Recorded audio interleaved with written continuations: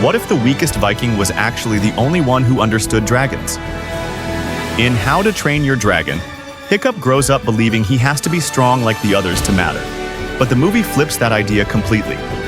Hiccup doesn't defeat dragons with power, he defeats them by understanding them.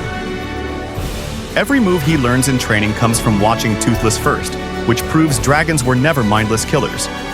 That's why Stoick fails against the Red Death while Hiccup succeeds, because Stoick fights with force, but Hiccup fights with empathy.